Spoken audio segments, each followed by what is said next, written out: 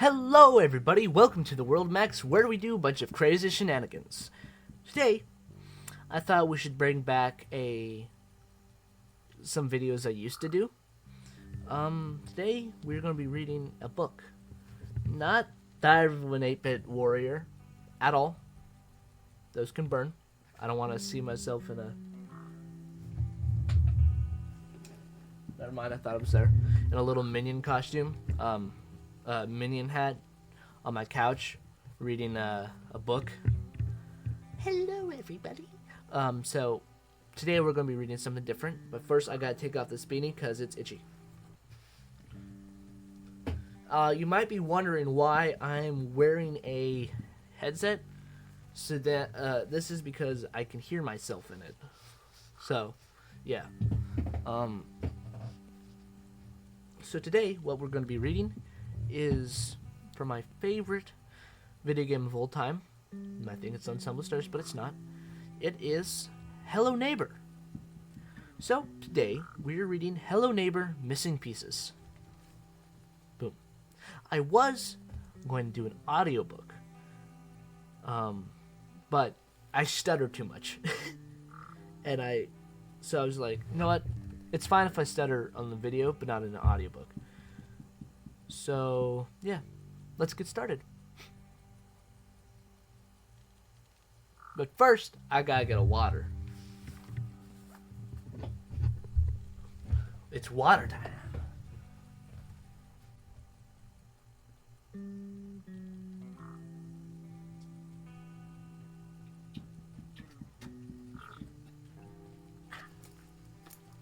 Water time. Shit. I'm so glad that didn't trigger my computer right now. God, that would have been so annoying.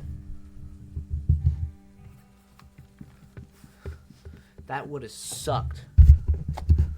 So I'm gonna probably look a little silly wearing a headset in a YouTube video.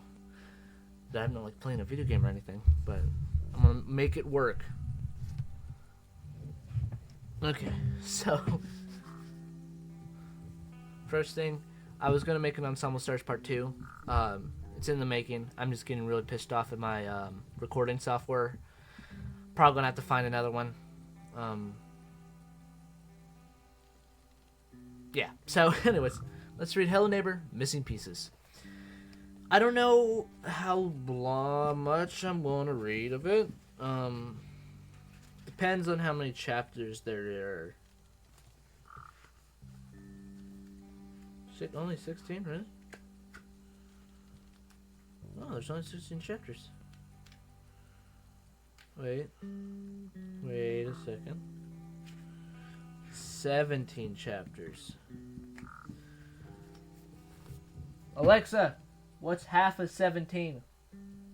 Half of 17 is 8.5.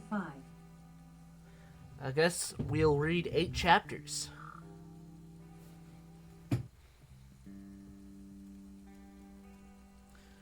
Eight chapters. Where is chapter 8? Chapter 6, chapter 7.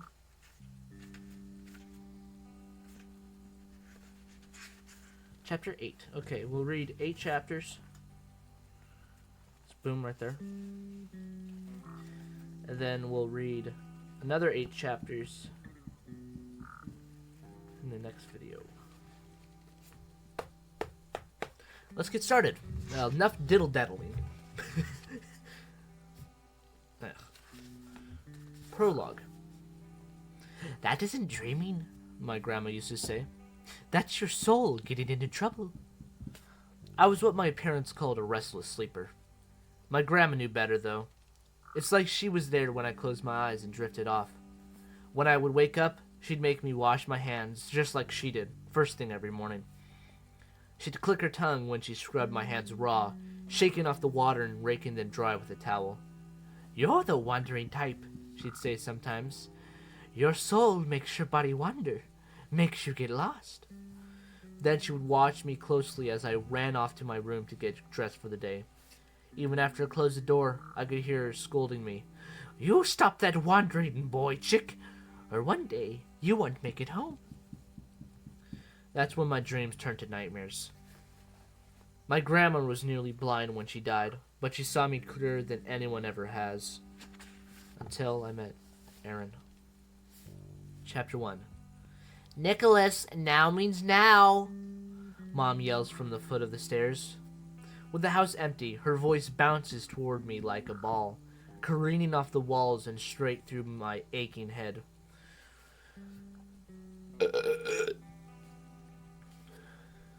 Give him another minute, Lou. Dad's voice is quieter, but the sound of it still hurts. I know they think I was up all night doing something I wasn't supposed to be doing, like playing video games and eating Cheese Whiz from the can, but I was actually up all night doing nothing at all. I was staring at the wall, then staring at the ceiling, then staring at the fly that got stuck on the tail end of the packing tape that came loose from the box, holding my tools and 3 dismantled CB radios. We're paying the movers by the hour, Jay. Either he comes now or the new tenants are going to have to adopt him. Time to go, Narf, Dad says as I trudge downstairs, and I smile because Dad's trying. In her own way, I think Mom's trying too. Yikes, Dad says after Mom kisses me a little too hard on the head and walks out the door. What? That smile is fooling no one. It looks creepy, he says. I stop, and now we can both relax. I know this is bad, he says, rubbing the back of his head. Devastatingly bad. It's just a few states over, I say, repeating what Mom has said every day for the past 3 months. That's light years away, Dad says, and thank the giant space alien overlords that someone is finally telling the truth. Yeah, my legions of friends begged me not to go. They made me promise I'd write, I'd say, and the smile slips from Dad's face because he knows I'm faking it again. This just wasn't your city, he says. Ravenbrooks, though. Ravenbrooks will be your city. He closes the door to the house that never really felt like my house. Just like the last one didn't, and the one before that. Goodbye, Red House, Mom says as she eyes it in the rearview mirror, following the moving truck a little too closely down the long driveway. She gets teary-eyed, and Dad gives her shoulder a little squeeze. Ravenbrooks will be our city, he says again, this time so Mom can hear it, and she looks about as convinced as I feel. We drive 715 miles in near silence, swallowing the lie that Ravenbrooks really isn't that far from Charleston. Just like we swallowed the lie that the blue house in Ontario was any different from the brown house in Oakland, or the yellow house in Reading, or the beige house in Coeur d'Alene. The lies get a little bigger with each move, with each realization that towns don't need newspaper editors if they don't have newspapers to edit anymore. But landlords still need rent money no matter what. So what was one more move, one more town, one more new school and new house that wouldn't really be our house anyway? I only had to get used to it for a little while. This time, maybe I wouldn't even unpack. So there's some pictures of their houses that they've had.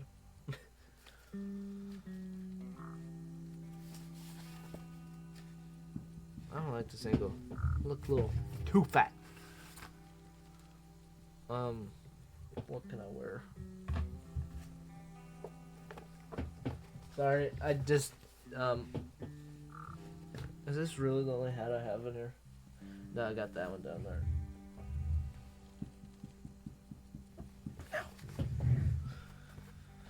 Okay. Oh, boom, boom, bam, boom, boom, here. Okay. Oh, damn. Look, crinkled.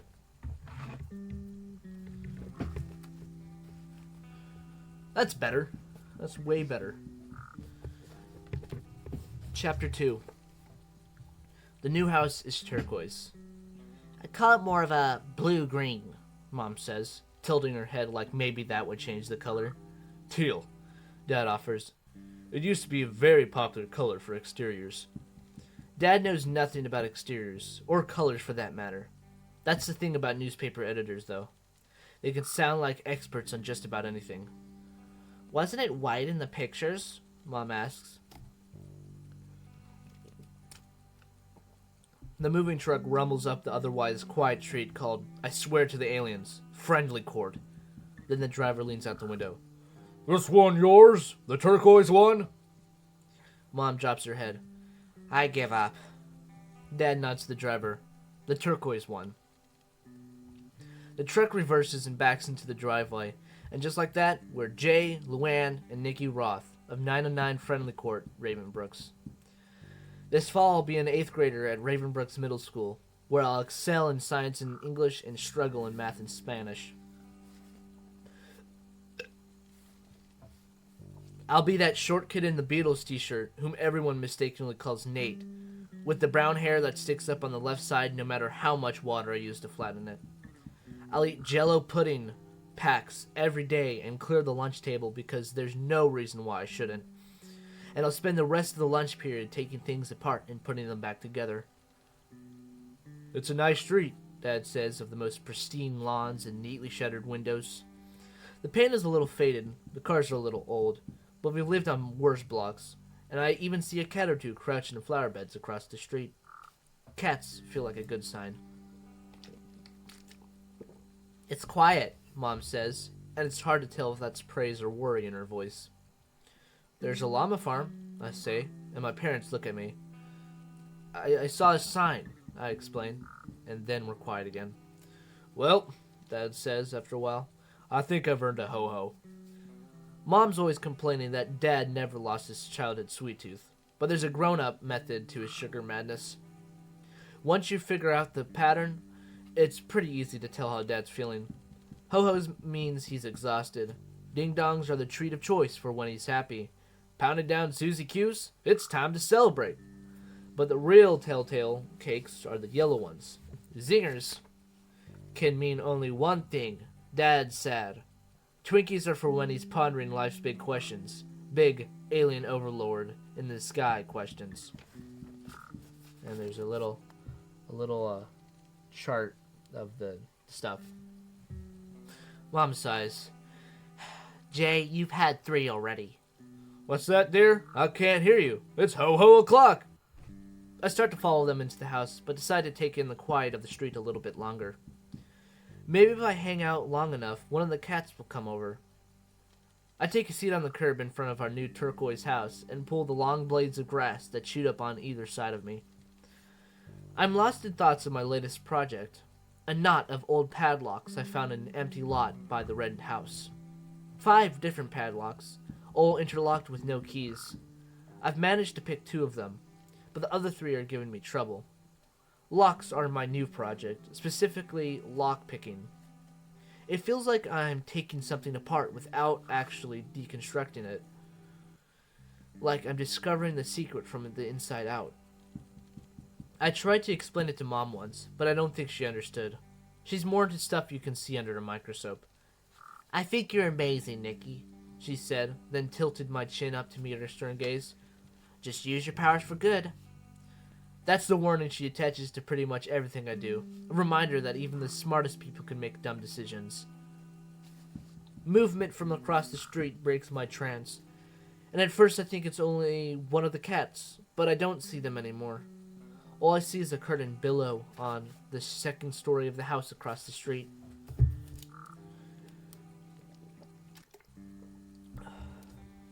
I stare harder, but I can't see whoever moved the curtain. All I see is the reflection of a twisted oak tree that practically touches the window. It looms so close. Fuck. Someone was watching me. Though, that's a feeling you just know, like when the air smells different before a storm. I watch the window for a little bit longer until I get sick of waiting. Stare at me all you want, I tell the empty window. Nothing to see here. I stand to go inside, already folding on my decision not to unpack. Maybe just the box with the padlocks, I think. Ow. Then I hear a tiny mewing sound behind me. One of those old gray cats with blue eyes. He looks like he's been rolling in campfire ash all night. Even his whiskers look dusty. He winds his body around my leg, making a figure eight and circling my other ankle. On his side is a greasy black streak, like he's been sidling up to a newly waxed car tire. Hey, cat, I say. I've never been great with names. He mews in response. You live across the street? Another mew. Well, tell Creeper up there it's not polite to stare. I reach for his head to scratch behind his ears, but then he locks eyes with me, and something changes. The fur on his tail and spine stand on end, and his ears fall back against his skull. Hold on. My computer's being annoying. Eyes wide, he's suddenly a different cat. A quick hiss and a swipe, and my new friend leaves a long, fine scratch along my hand and waist. Waist? And wrist. Yanking my hand away. I'm about to shoo him off when I see him staring up at the window across the street. And this time, the curtain is pulled back. A face, I think it's a face, hovers at the edge of the frame. Not exactly hiding, but not front and center either. Maybe it's the glare of the sun off the glass. The face is so white, I'm nearly positive it's just a light fixture or something I'm seeing. But no, those are eyes and a nose. The cat hisses again, still staring at the window. Then his fur lowers, his ears pull forward, and he stands from his crouch, returning his focus to me. I look back at the window and see the same billowing curtain as before. No face, no glare. Just fabric behind glass.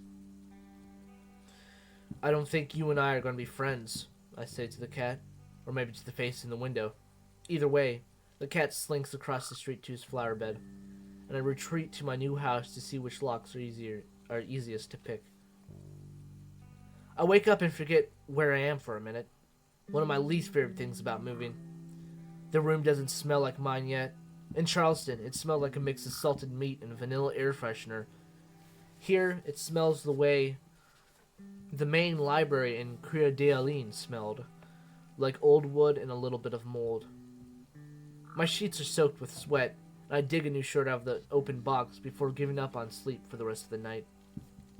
Not a chance I'll be able to shake that nightmare. I never can. I was in the grocery store again, sitting in the shopping cart, my feet dangling high above the floor. It was cold and dark, and the shelves of canned foods towered so high above me, I was afraid they were going to fall and crush me. Like always, I wanted to get out of the cart, to find help or find out where I was. Like always, I was afraid to move. It's weird. In the dream, I'm frozen. In real life, I would give anything for my family to stay in one place for once. Then I remember that the scariest place my dreams take me is the grocery... Take two. Then I remember that the scariest place my dreams take me is to the grocery store. And I decide that I probably shouldn't try to make too much sense out of them. I drag my locks to the deep windowsill that faces the street. It's the coolest part of my new room. This built-in bench that creates the perfect spot to sit and stare out at the rest of Friendly Court. I can see all the way to the highway if I face the right direction. For now, though, all I see is the house across the street. Which is fine, because I know I'm the only one up at... I turn my watch over up on my desk. 3:15. I press my hand over my eyes and cup my forehead, massaging my temples. It's going to be a long day. I unearth my pick set and get to work on the lock that's been giving me the most trouble. With my flashlight, I try to see as far into the hole as I can, but it's a classic shrouded shackle, and I can see only so far. I've been using the Torsion wrench to hold the plug in place, but the half-diamond pick is too rigid to make it very far through those angles. Ball pick, I say under my breath, rummaging through the worn leather case of tools I bought from some kid just outside of Charleston who seemed a little too eager to get rid of it. There you are, I say to the titanium alloy stick with the circle tip. I start to work the pick through the lock and make it around one corner, then another, until the pin starts to lift.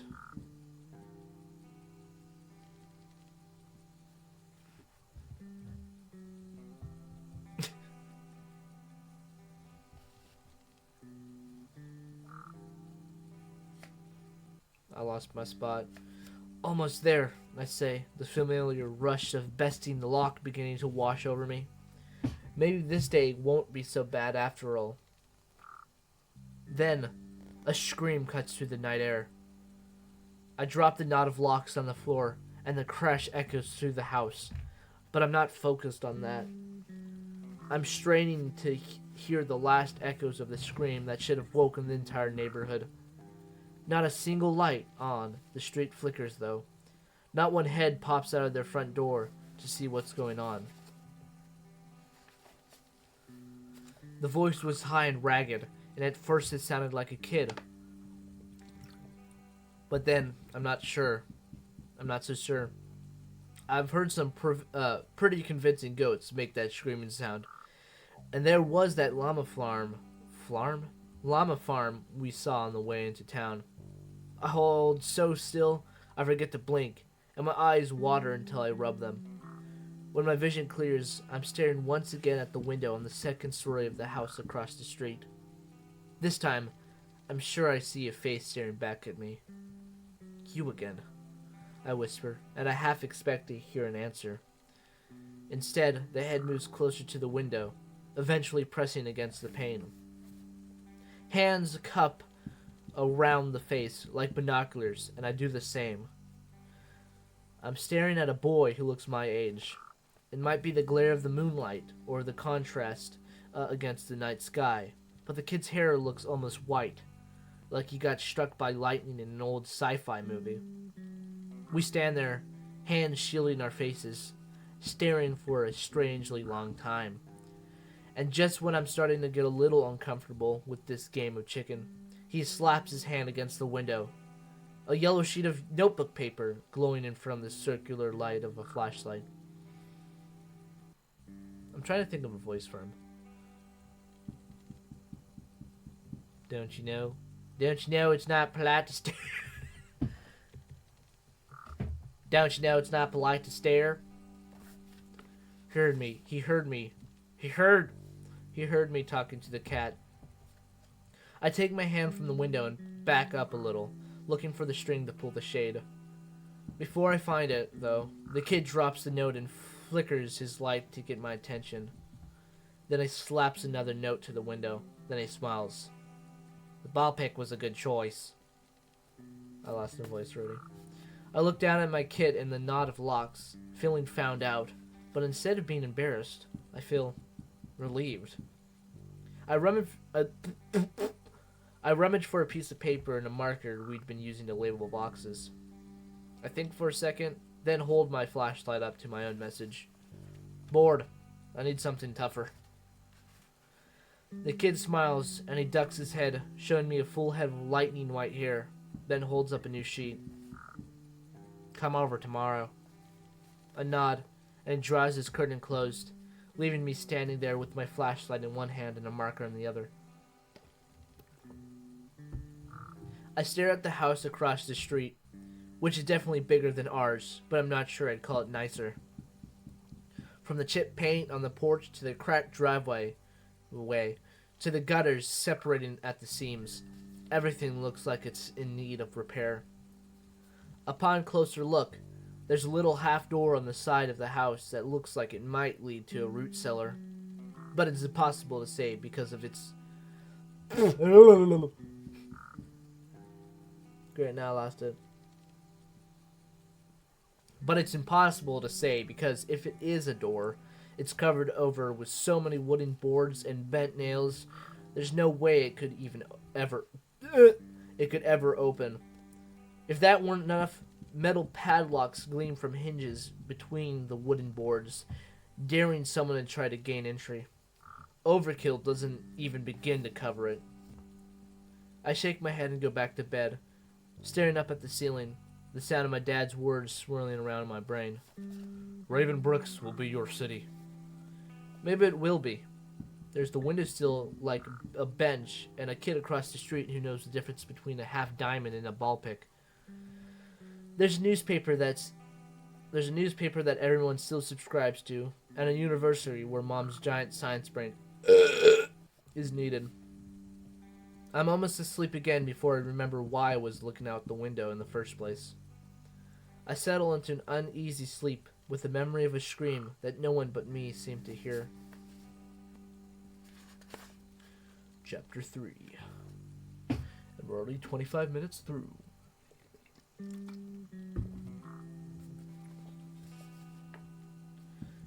The kid across the street is named Aaron Peterson, and his house is made of doors. Not really, but it feels that way. The first time I go over, I open 3 doors before I finally find the bathroom.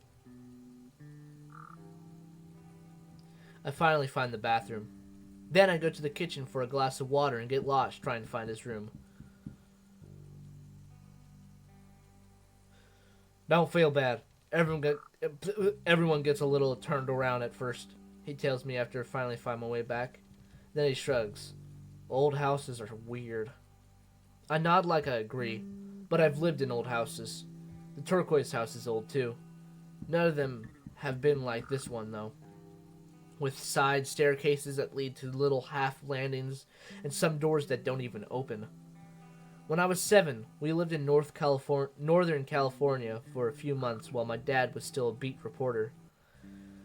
My mom, always up for a good ghost story, took me to the Winchester Mansion, where we got to tour the house that was perpetually, obsessively built by the widow of the famous Winchester rifle maker.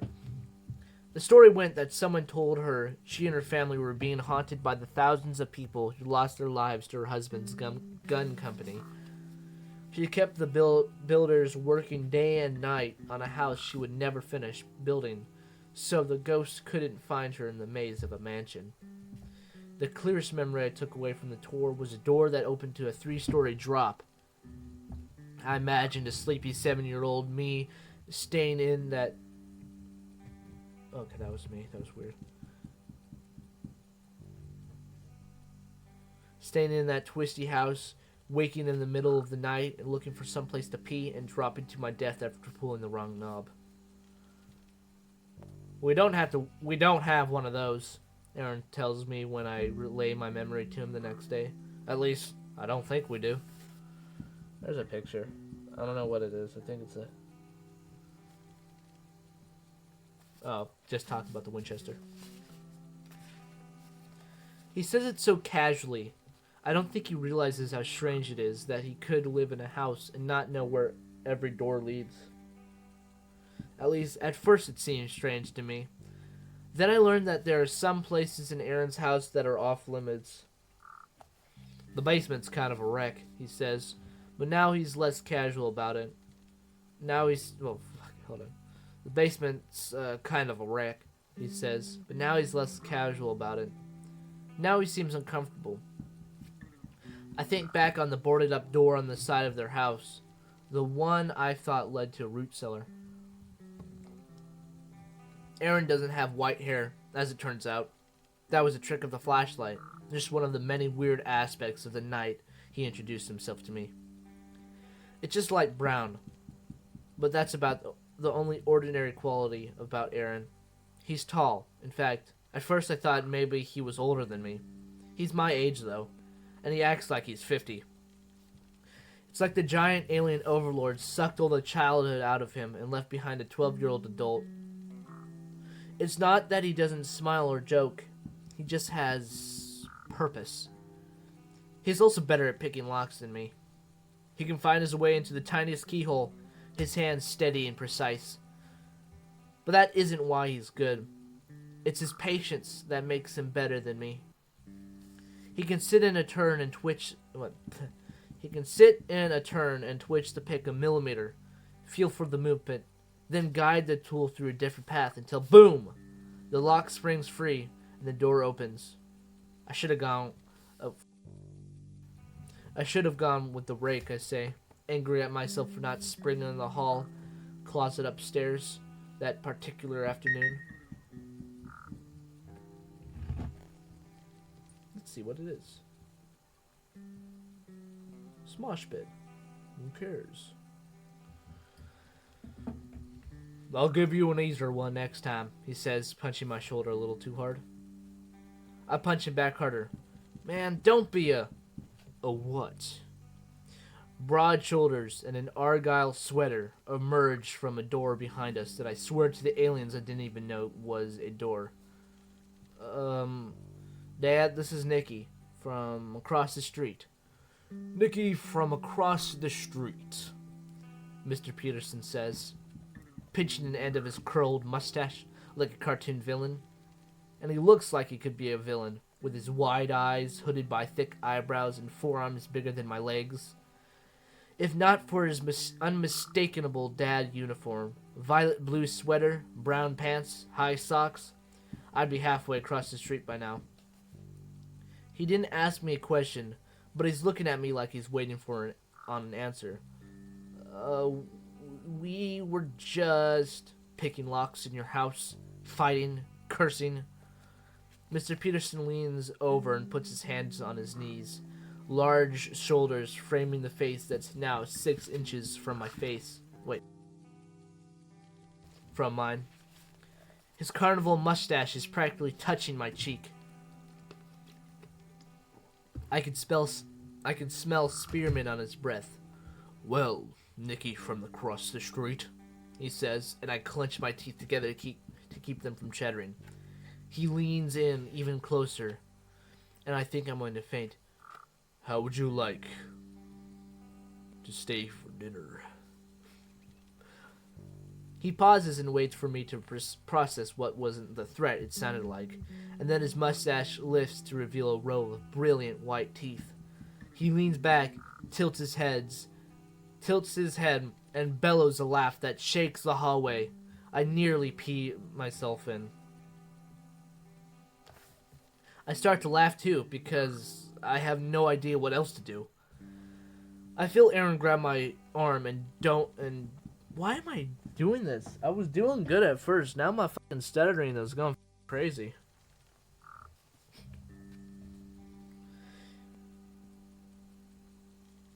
I feel Aaron grab my arm and drag me down the stairs, muttering something about, don't you know why you have to be so weird? And shoves me down the hallway so I can gather myself and wonder if he was calling his dad weird or me. I start to head down a different hallway before Aaron redirects me. Just one more rabbit hole to fall through in his winding house.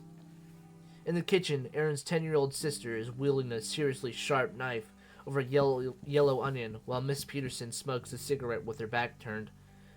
Aaron told me his mom teaches first grade at Raven Brooks Elementary. Craps, Maya, give me that. Aaron lunges towards the cutting board and catches the handle of the knife just as Maya begins to pierce the wobbly onion against the wood. Mom asked me to. No, that sounds like the mom. I don't know a voice for Maya. Shit. Mom asked me to. That sounds like marijuana.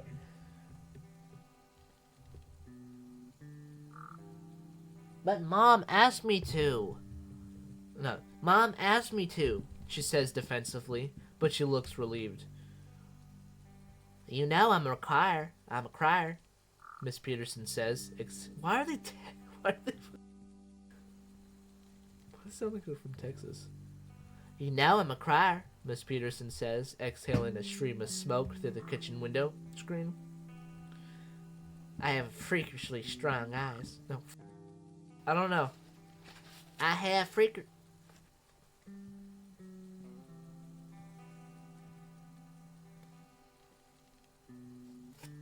I don't know a voice for Maya. I have freakishly strong...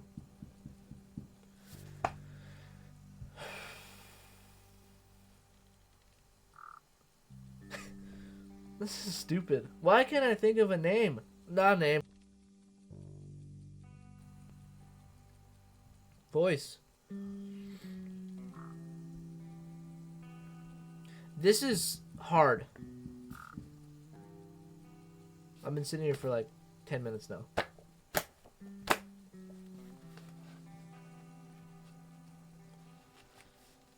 I have freakishly strong eyes, Maya says, her pride returning after being stripped of her duties.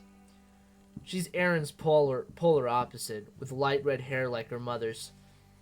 She shares her mother's small frame, too, with stubby little legs that make her look younger than she should.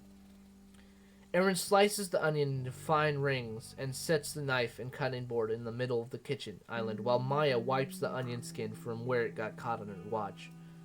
"Thanks, baby," Miss Peterson says, stubbing out her cigarette and planting a kiss on top of Erin's head. Then one on my head, and I turn away when my face gets hot. For some reason, Maya's face gets red too. Miss Peterson lets me call her Diane, but it feels so weird I've just stopped calling her anything at all. I guess she's pretty, but she reminds me so much of my mom it's nuts.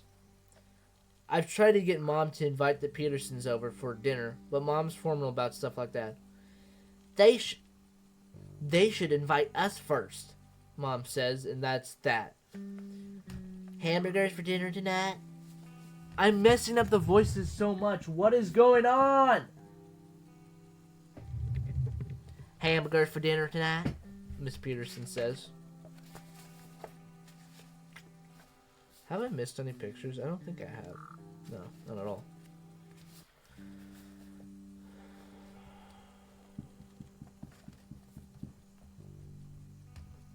You boys planning on sticking around, or are you robbing banks this evening? I turned to face the wall again because I had a dream last night that I cracked the bank vault, and the rush I felt was so strong I felt a little awkward when I woke up. I'm pretty sure that's not using my powers for good. Who's robbing banks? Mr. Peterson says, emerging once again from whatever kind of shadow a hulking guy in Argyle can hide in.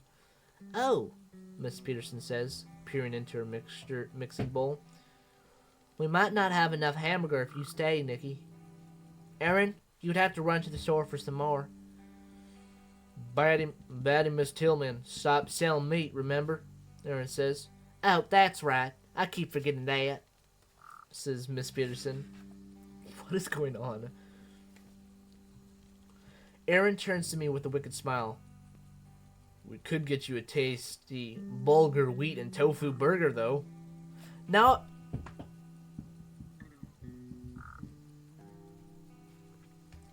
We could get you a tasty bulgur wheat and tofu burger, though. Maybe a cocoa powdered granola bar for dessert. Whatever, you love those bars, Maya says, curling her lip. Why'd I do this? It's true, Erin says, leaning towards me. They make you fart. Maya dissolves into giggles. A lot. What's the verdict on dinner? Miss Peterson asks, bringing us back on topic. You boys in or out? We're eating at Nikki's, Erin says, and when I look at him, he widens his eyes. Right, at my house, I say, not much better at lying than Erin is. Miss Peterson examines us from across the kitchen island. Maya swoops in to save the day, though, bringing us back to a forgotten topic. Everyone thinks that Jesse James was the best bank robber there was, just because he was a show-off, but he couldn't have done any of that without his brother, Frank. People always forget the siblings. I'm sure you could rob a bank just as successful as your brother, Mouse, Miss Peterson says, lining the patties into perfect rows on the cutting board. She holds a meat tenderizer high above her head and brings it down with startling strength, moving from patty to patty with unsettling enthusiasm. Maya rolls her eyes, but I can tell she likes when her mom calls her Mouse. Just like I don't mind that my dad still calls me Narf. My parents claim that's how I used to say my name before I could say Nick. Which is weird, because it doesn't even sound the same. But whatever, it stuck. So now I'm Narf. And from some of the nicknames I've heard out there, it could be a whole lot worse. And I'm sure your brother wouldn't dream of taking credit for your accomplishments, Miss Peterson adds, winking at Erin. She brings the meat hammer down on the patty again, and I jump before I can catch myself. Remember, family makes you stronger, Miss Peterson says. Isn't that right, honey? Miss Peterson turns her head to the side to address her husband, but her eyes never meet his. Mr. Peterson just stands there for a second, surveying his family across the kitchen island before moving to the sink to wash his hands. Not necessarily, he says, with his back turned to us all. And from the way he says it, I can tell that that's all he wants to say on the subject. Either Miss Peterson doesn't notice or she doesn't care. Oh, don't be a grump. You know, you don't really mean that. Miss Peterson flashes me a smile and rolls her eyes, which might be convincing if her hands weren't shaking so hard she has to set down the meat tenderizer. Mr. Peterson scrubs his fingernails meticulously at the sink. I sneak a glance at Aaron, and he's watching his dad, too. Maya's moved to the other side of the island, and she's fidgeting with the ties on one of the bar stool cushions. I'm waiting for the punchline, for Mr. Peterson to whip around and bark that insane laugh from under his mustache, but he doesn't turn around. Miss Peterson tries a joke. Well, I'm afraid you're stuck with us, darling. We're Petersons to the bone.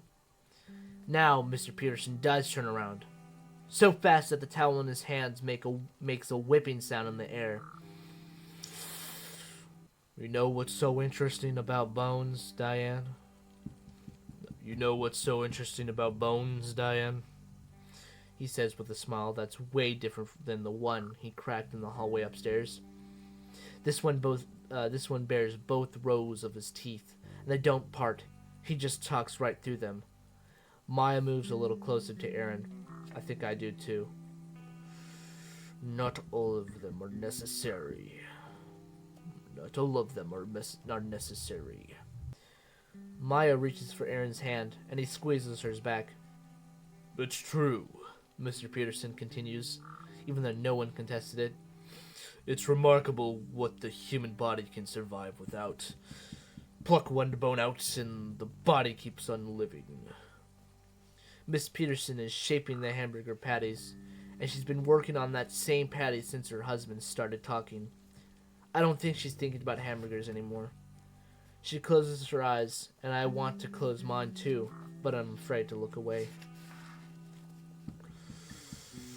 There's just one bone you can't live without. The funny bone! Mr. Peterson runs to Maya and scoops her up by the waist, and for a panicked second, I think he's actually going to hurt her. But she starts giggling immediately, and her giggle turns to a frantic laugh, and I see that he's not hurting her at all. He's tickling her. Where's that bone? Where's that funny bone? He says, suddenly playful, and I think I misconstrued the whole scene until I look at Aaron and Miss Peterson, who are sharing a look I can't quite understand. It's solemn, though. Nothing like the exchange Mr. Peterson is having with Maya as he throws her over his shoulder and begins to spin her around. Let's go, Aaron says to me under his breath, and I don't argue. Once we're outside, we don't say a word until we're at least 3 blocks from our street and halfway to the train tracks on the other side of the woods that border Ravenbrooks. The rain from earlier has stopped, but the ground still squishes when we walk. Where we're going? I ask Aaron when I feel like it's okay to ask him anything at all. You'll see, he says, but doesn't look at me. There's something I want to show you. Gotta be right back. Gotta get some water.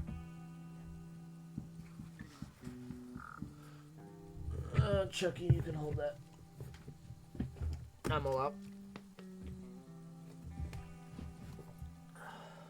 Oh, that's my lit notes right here. Chapter 4. Almost halfway to the stop mark for today. Maybe. I might just read the whole book. Who knows?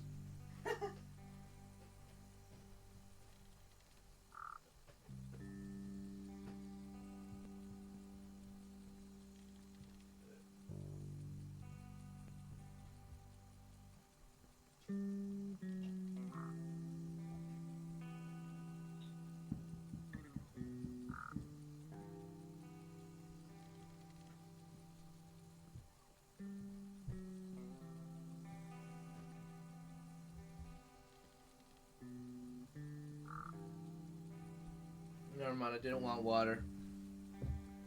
I got some chocolate milks.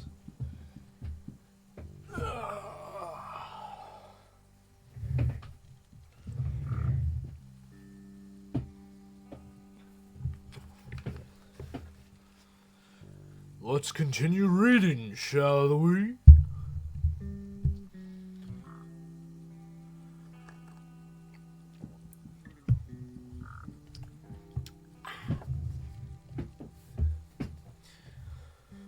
Chapter 4. The factory should be fenced off. Starting off at a good start, right?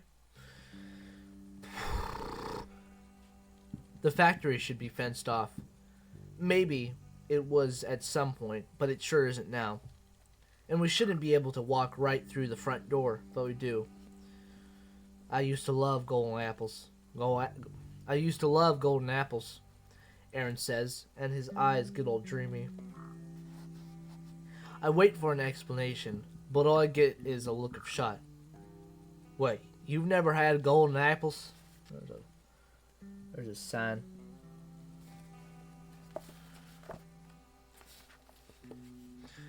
I'm going to need you to stop saying golden apples, I say. It sounds like something my grandma would make me eat. I shake a crooked finger at him and try on my best old granny voice. Eat your golden apples, so you grow. Eat your golden apples, so you grow up big and strong, dearie. I always sound like Pennywise. Georgie, what a nice boat. Do you want it back?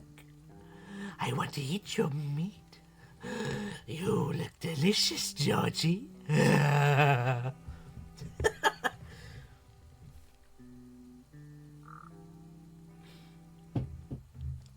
These wouldn't make anyone big or strong. They were candy, Aaron says.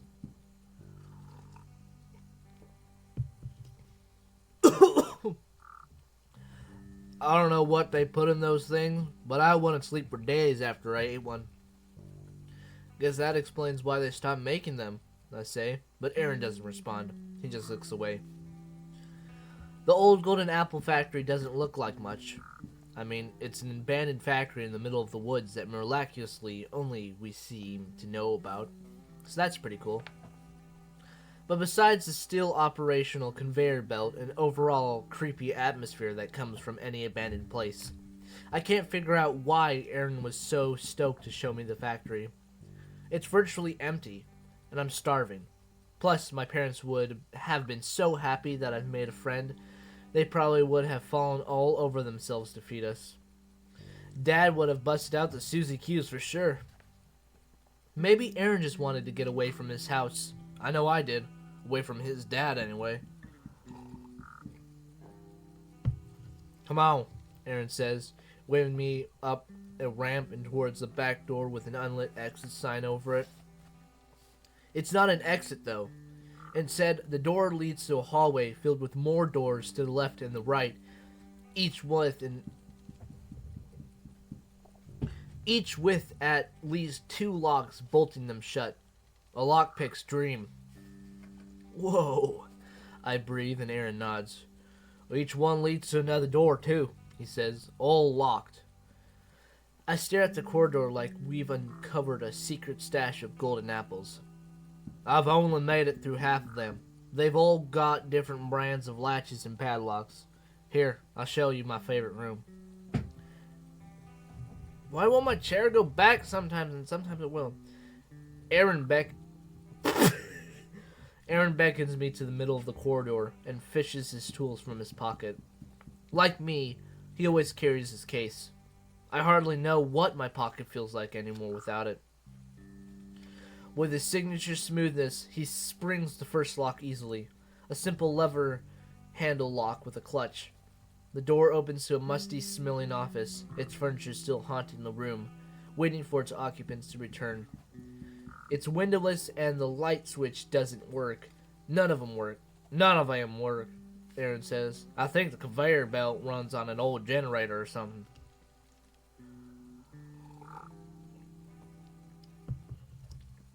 In answer to our need, Aaron scoops up a heavy old flashlight from the top of a nearby filing cabinet. Found this baby on the first day, he says, illuminating his face from under his chin like he's about to tell a ghost story.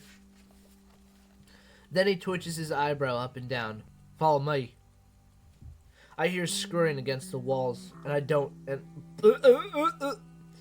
I hear scurrying against the walls, and I know it's rats. I mean, it was a candy factory. I just pray to the giant aliens they keep to the walls and.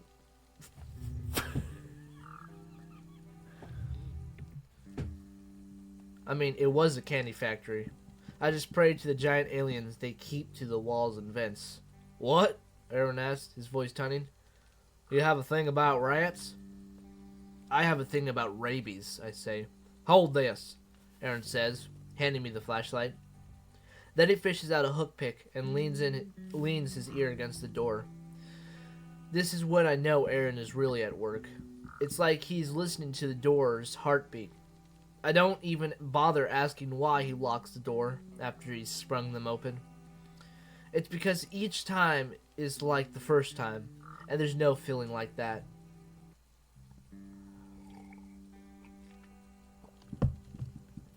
With the tiniest flick of his wrist, the pin clinks and the door groans open. Inside is a treasure trove of broken machinery. I had a feeling you want to see this, he says, and I hardly know what to say.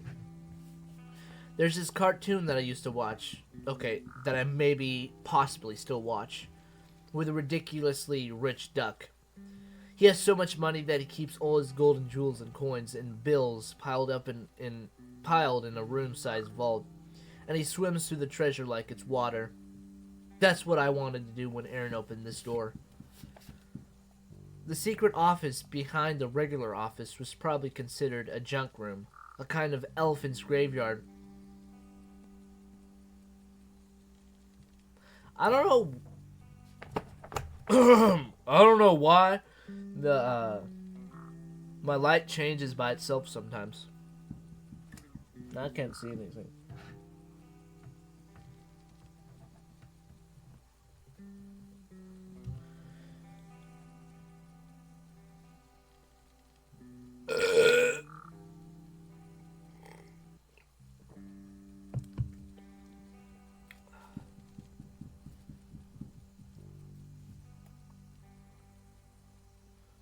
Where was I? The secret office behind the regular office was probably considered a junk room, a kind of elephant's graveyard where electronics journeyed to eventually die as new hardware was invented to replace them. Maybe the tech guy at the Golden Apple Corporation figured he could make a buck selling those old monitors or keyboards or security cameras for parts. But the factory shut down, and the already useless machines slept behind a locked door, guarded by an empty chair and another locked door.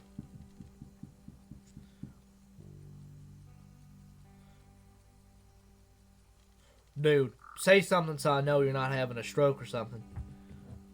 You smell like rat poop, I say, because it's the only way I can tell him no one has ever trusted me with treasure. Yeah, you're going to want to scrape your shoes before we get home, he says, and I think he understands that thank you would be embarrassing. I take what I can carry. The motor from an old vacuum, the fan from a CPU, a keyboard, and about 5 extension cords. I'll bring a bag next time, I say to Aaron, but he's already walking ahead of me, out the hallway and back onto the factory floor. He locks the door behind him so no one else can get in easily and vandalize our secret place. Before I know it, we're tromping over the wooded path that leads into the trees and away from the train tracks. Then he pauses, and I turn to see what it is he's staring at. Then, just over the tree line, is a red and gold seat, rocking and creaking on a mild breeze, attached to the top of a large metal arc.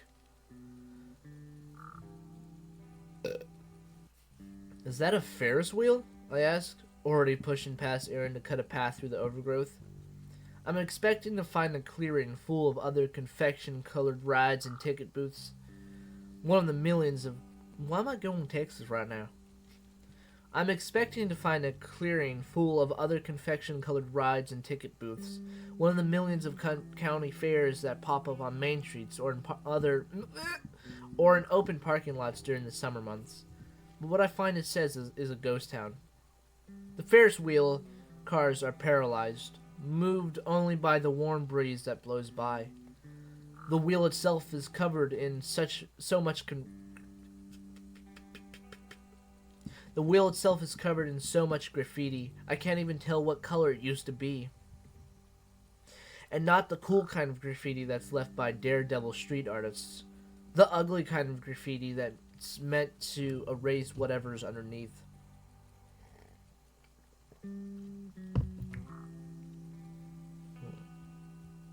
I see the opening to a fun house that I see the opening to a funhouse that looks more horror than fun, with its apple-shaped head and its wide mouth with bared teeth. I see a charred concession stand that's missing its roof, and a collapsed stage still encircled by tiered cement seats. There's a carousel of vandalized animals prancing across a motionless grate. There's a top curve of a roller coaster track cresting above the tree line, a lone car perched at the apex. There used to be more, lots more. A directory obscured in oily burn residue tells me at least that much. But whatever this place was, it's dead and buried now. Across the concession stand, in faded white letters over red paint, reads Golden Apple Amusement Park. They made a park too? I ask, incredulous that Aaron didn't show me this just as eagerly as the factory. Sure, there were no locks or machines, but there's plenty to mess with between the Ferris wheel and the roller coaster. I mean, the cars have to be around somewhere. I bet I could get that carousel going again, I say, stacking my factory treasures against a tree and racing across the overgrown park. I emerge from the brush to find him looking at the ground, his hands crossed over his chest. He's acting like he's mad at me. What's the matter? Nothing. Nothing. I just don't like it here, he says evasively. Are you joking? What's not to like? Seriously, why is this place, completely hidden? It's not hidden, Aaron says. It's not hidden, Aaron says, but he almost spits it out like he's disgusted with me. Okay, I say, clearly terrible at sidestepping whatever landmine is buried under all this ash. Ash. Like, maybe it burned down. What happened here? I ask, and Aaron looks up. His eyes look like they're ready to shoot lasers, and I'm close enough that I think he actually might throw a punch at me, but I still have no idea why. Here's the Golden Apple Amusement Park.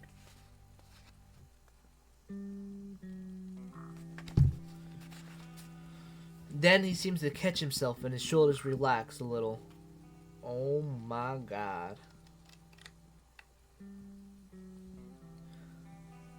I shouldn't have come this way. I forgot this was here. Well, I shouldn't have come this way. I forgot this was here. But I don't think that's true. I think maybe he wanted me to see it. So did it, burn down or something, I prod? Aaron just stares at me. I lived down the street from a house that burned down once, I say, starting to ramble. It was a space heater or something, and everyone got out okay. But the house was completely torched, just like this place looks. I keep waiting for Aaron to say something, to save me from my babbling, but he keeps staring. The sudden silence is a stark contrast from the factory only moments ago. Just when I think we're going to suffocate under all that awkwardness, Aaron shakes his head. Let's get out of here, he says. And even though I'm relieved to go, I know I've let Aaron down somehow. He doesn't say a word the rest of the way home, just a casual "see you around" before he steps onto his unlit porch and disappears into his house. I replay the night in my head. The house with all its twists and turns, his dad's unique sense of humor, the factory, the amusement park. I try to figure out when things turned weird. Aaron was squirmy after we left his house, but that seemed to wear off once he showed me the factory. It was only after we got to the burnt remains of the amusement park that Aaron's entire demeanor changed. The guy who shared his trove of abandoned electronics had disappeared, and the angry, scared kid he'd left in his place needed me to know something. "What were you trying to tell me, you weirdo?"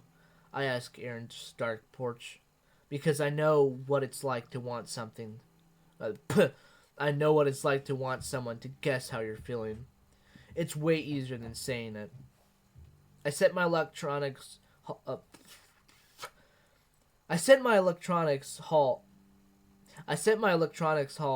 beside the door and decide I'll leave it there until the morning. Maybe by then I'll have a plausible explanation for where they came from. I barely have time to close the front door before Mom and Dad pounce on me. "Did you have fun?" Oh God, I forgot her voice. "Did you have fun?" "Did you have fun?" "What's he like?" "Are you in the same grade?" "Have you had dinner yet?" "Yeah, he's okay. Same grade," I say, then I shrug. "Not hungry." Mom's palm cups my forehead. You coming down with something?" "I just don't feel like eating, okay?" Mom and Dad exchange a look. "He looks like our son," Dad says, "but..." He reaches for my face, tilting my chin to see up my nose, pinching my cheeks to open my mouth. "I don't know, Lou. He could be a changeling." "Harry har har," I say, swatting Dad's hand away.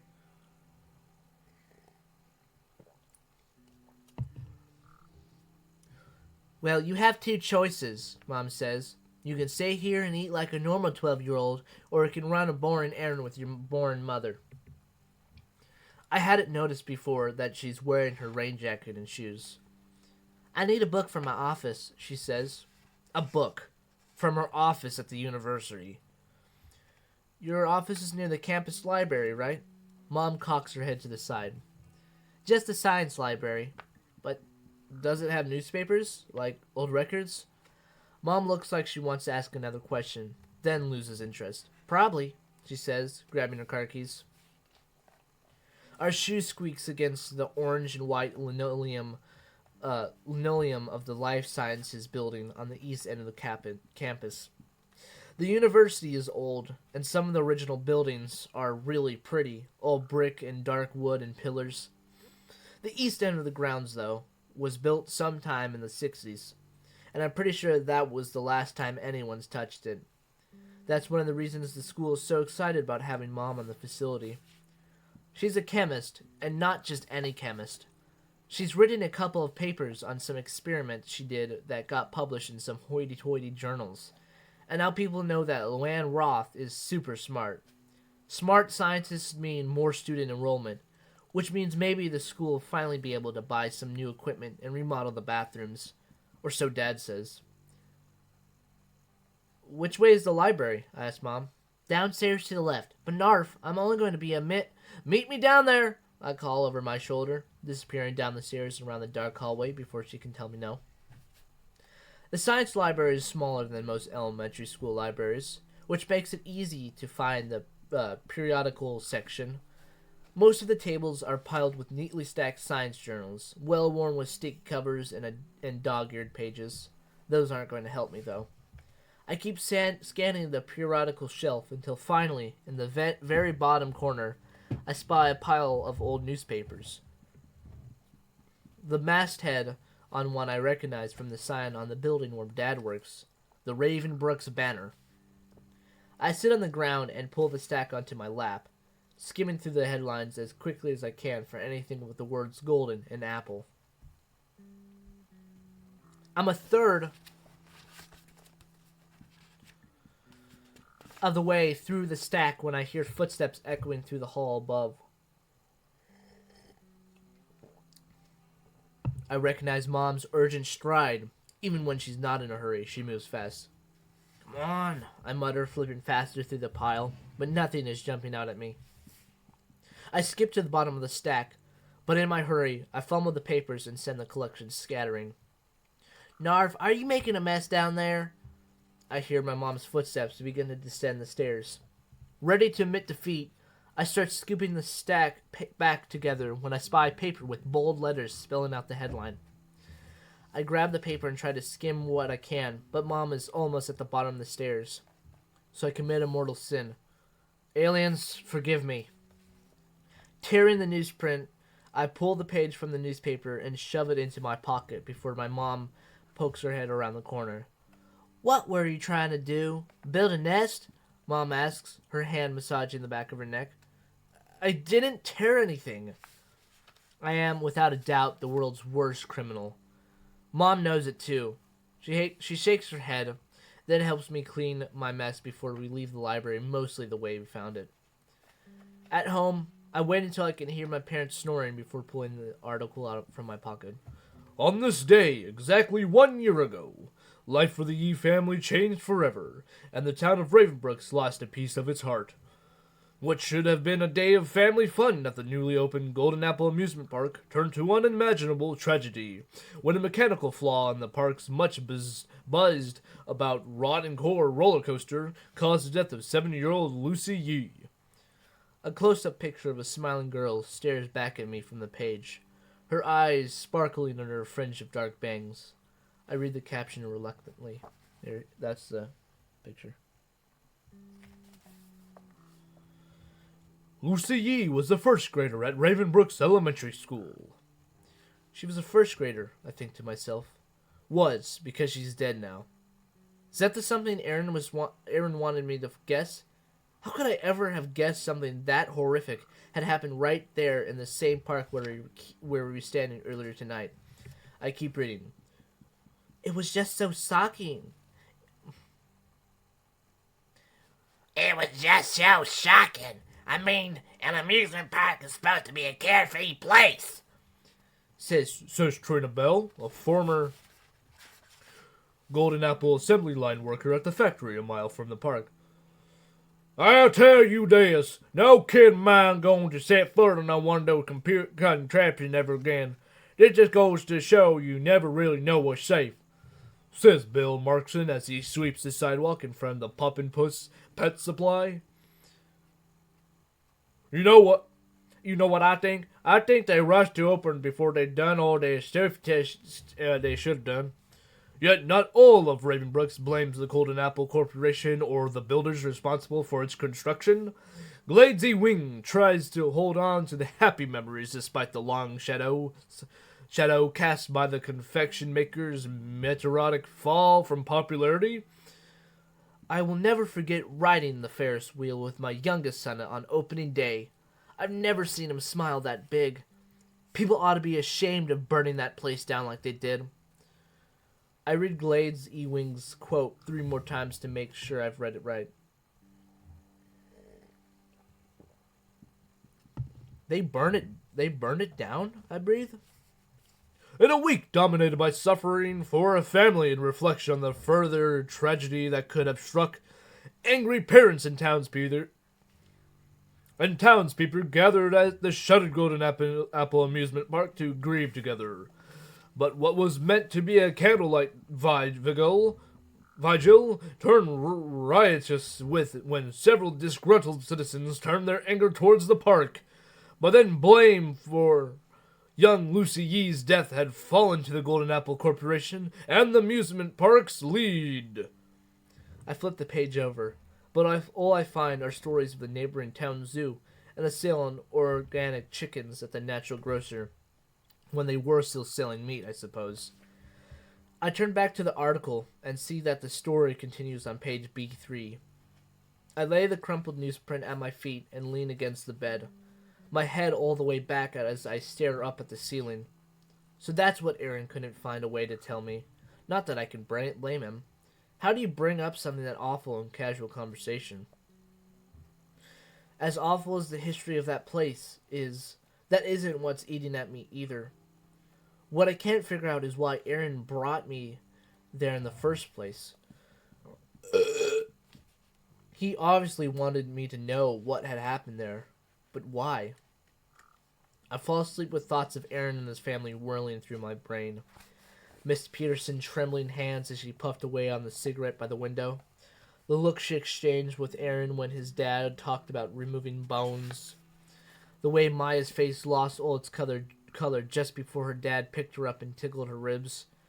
That night, I dream of a small, fragile skeletons crouched low to the ashy ground, bounding across a darkened Ferris wheel that's been slowly choked to death by vines.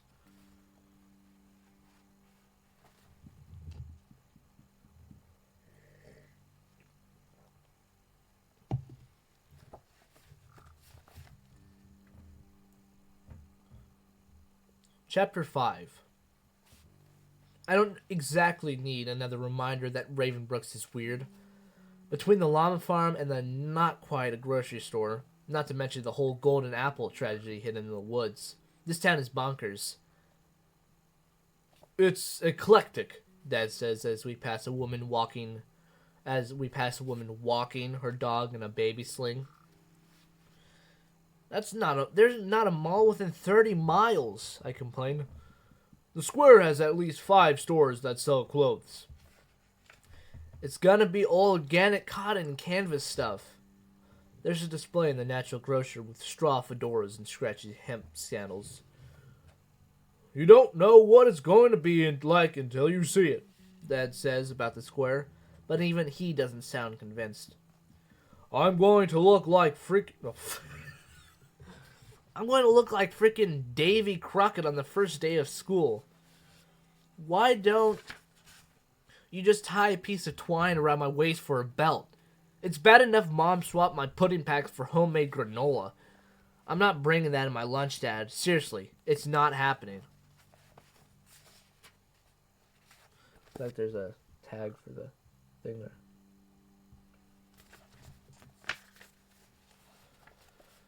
Whoa, Dad says, looking both wounded and tickled. He pulls into a parking space in the square and turns to me before I can escape the car. Where's all this coming from, Narf? I think about bolting, but I see Dad's finger on the power lock.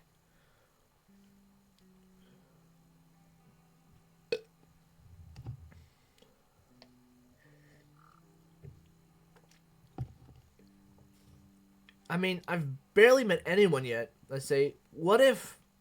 This is always the hard part. Finding a way to tell my dad that I understand why we have to start over again. That I know it's not his fault that his job is hard to keep. It's just that every time we move, it gets harder to be invisible. Remember when we moved to Reading? I asked Dad. He nods, listening intently. Remember how I wore that Reading Rocks shirt on the first day? The one with the granite? Dad smiles. A good pun is never wasted on him. But at school, a kid asked me if I shop for my clothes at the airport. I never told Dad about that. It's nothing, is what I say to him now. But I draw the line at puns. No clever shirts. Dad cocks his head to the side, but I get out of the car before I can prolong the conversation. The square really is a square. There's a giant copper fountain in the middle of it. 3 enormous dancing apples with long, spindly arms and legs are supposed to look like they're playing, but the way their faces are carved makes them look almost vicious. It's super unsettling, but no one else seems to be as bothered as I am. Little kids fling pennies into the water and bounce along the low brick wall that surrounds the sculpture. Along the perimeter of the square, shops line up side by side facing the fountain. Restaurants ranging from casual to fancy make up the corners of each side, and the shops seem to be separated by theme. A side for really little kids, then kids my age, then adults. Then the sort of catch-all knick-knack stores my mom would say are full of more stuff I'll have to dust. Well, more stuff I'll have to more stuff I'll have to dust on a shelf. Ooh, they have a Wellington Hamel. Dad's eyes sparkle against the reflection of its fountain as he gazes upon the expensive desk ornaments and masses and massage chairs and rushes inside to join every other dad in Ravenbrooks. After 20 minutes, he's nearly convinced himself that he needs a stress-reducing foam figurine called the Gnome. When a guy I don't know comes up behind him. We've already got you stressed on. I don't know the name. I don't know the place for this guy. We've already got you stressed out enough for the gnome? Yes. Dad turns and laughs, clapping the guy on the shoulder. Even if you did, it's not like you're paying me enough to afford anything in this place. Now they're both laughing, and I see an equally uncomfortable kid lingering behind the guy who apparently knows how much money my dad isn't making at the Ravenbrooks banner. He and my dad seem to suddenly remember us. And hey, this must be Enzo, my dad says, extending his hand to the kid, who takes it politely. Nice to meet you, the kid says. Then Dad pulls me forward and presents me. This is Nicky. Dad! I cringe. Sorry, Nick. This is Nick Narf. This is Miguel Esposito, the college roommate I told you and Mom about. The one who told me about the job. We were lucky your dad was available. There we go, says Miguel. And I can't tell he's a nice guy because he finds an easy way around my dad's unemployment. Hey, Narf, I think you and Enzo are in the same grade. 8th grade, right? He asks Enzo, who nods. Maybe you two will share some classes, Mr. Esposito says, and Enzo and I look at each other and shrug. Parents always say stuff like that, then look at kids like we'll have the answers. Well, if you lock the gnome, you should check out the gremlin, Mr. Esposito says to Dad. Twice the price, but it's a pen, too. They run off to play with their old people novelties and leave Enzo and me with exactly 2 things in common. I don't get it, says Enzo. This is the same kind of garbage they sell on airplane catalogs, but Dad says those are a waste of money. I chuckle like I've ever been on an airplane before. Anywhere we've ever gone has been a few days' drive away, and Dad and Mom never met a motel that didn't think that... Mom never met a motel they didn't think was charming. They're road trippers through and through. We're supposed to be buying me clothes, I say, and Enzo's nice like his dad because he doesn't ever flick his eyes down to see how worn my shirt is. Come on, he says, walking ahead of me. My friend's brother works at Gear, across the street, across the square. He's always scoring us stuff for real cheap. Gear doesn't look like the kind of place I should be shopping, but after Enzo has an exchange with the guy behind the counter who lifts his chin at me, Enzo tells me to grab a few shirts and pairs of shorts.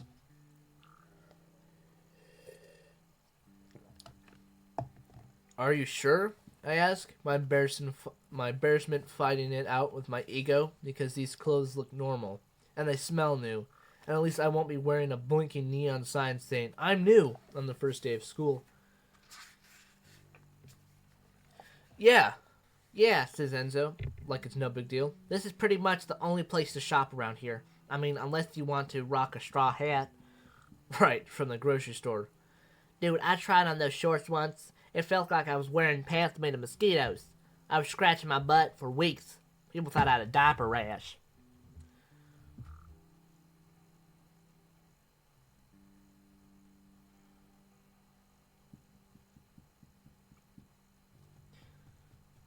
He laughs, and holy aliens, this guy must be untouchable if he can survive a diaper rash rumor.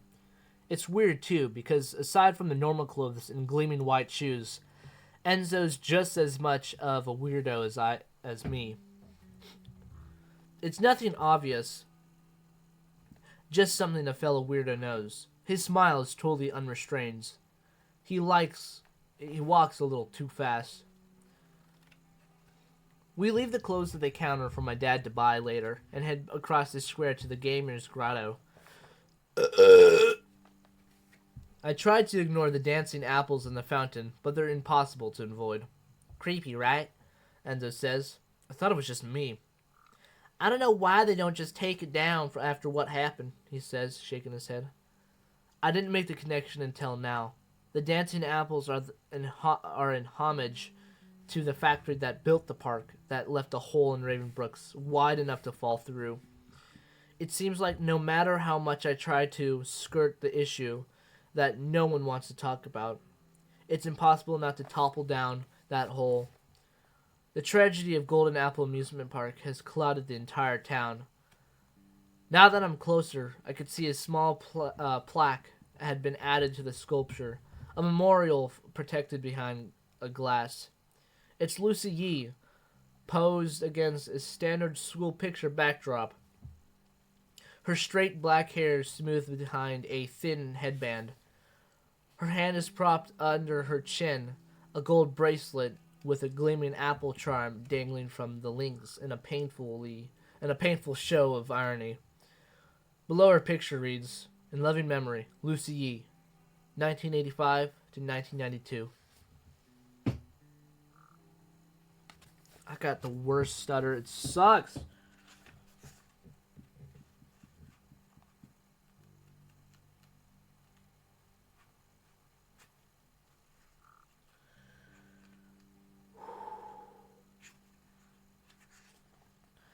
The sound of girls laughing wafts over my head, and for just a second I swear it's coming from behind the glass of Lucy Yee's memorial. Then one of them says, "I dare you to go say hi," and looks at... I can't do girls' voices that much. I got like a couple girls' voices I can do, and that's it. And I can't do the same girls' voices for every character. "Oh, I dare you to go say hi." And I look across the square and see a group of younger girls crowded around a table at the frozen yogurt shop. The shortest one emerges, slapping one of her faces away, then brushing the hair from her face to wave to me. I recognize Maya and wave back before turning again to the fountain. "Did you know her?" I asked Enzo. The little girl who... Enzo looks down and nods. "Everyone did." Then he looks up with a crooked smile that doesn't quite reach his eyes. Then in the direction of Maya and her friends. "Welcome to Ravenbrooks, where everyone knows everyone." Then he claps me on the shoulder like his dad did to my dad and pulls me closer. "Whether you want to know him or not." He chuckles, but I don't think he was kidding. "But enough about that," he says. "Now we game." He'll get zero argument from me on that front. I may not know all there is to know about Ravenbrooks or golden apples or expensive clothes, but I speak fluent in gaming. Dad and Miguel lean against the coffee stand outside, reliving their college days, while Enzo and I fight for territory in Mortal Realm until my eyes blur. I've never forgotten that I'm the shining new kid when I see Aaron from the corner of my eye entering the grotto. He stalks in quietly, but I feel like the whole place comes to a standstill as soon as as he steps through the door. I lift my chin at him and give him a little half wave, but I don't think he sees me because he just walks behind a display of remote control cars locked in a glass case. "You know him?" Enzo asks me, and I can't tell if he's impressed or disappointed. "Yeah, he lives across the street from me," I say, watching Enzo carefully before adding, "He's cool." Enzo doesn't say anything. He just sets the remote down on the console and edges around me to look for his dad. "You guys hang out?" Enzo asks, not looking at me. "Yeah," I say, knowing that's not the right answer. And I can feel the slim chance of normality slipping away from me. Thing is, up until now, Aaron's been the only one who actually wanted to hang out with me. And I'm not about to sell him out just because Enzo is, well, whatever Enzo is. I still can't get a read on what's bothering him about Aaron. "Just watch your back around him," Enzo says, and all that confidence he exhibited earlier seems to melt away. That's what's bothering me. He's afraid of Aaron. What, does he kill cats or something? I heard once that's how you know someone's going to be a serial killer. "I don't know," Enzo says, and I swear to the aliens he's actually not sure. He has like 3 cats around his house at all times, I say, and I can't believe I have to convince Enzo that my new friend isn't a serial killer. "He's really nice," I say, although nice isn't quite how I describe Aaron, now that I think about it. Still, he's no Jack the Reaper.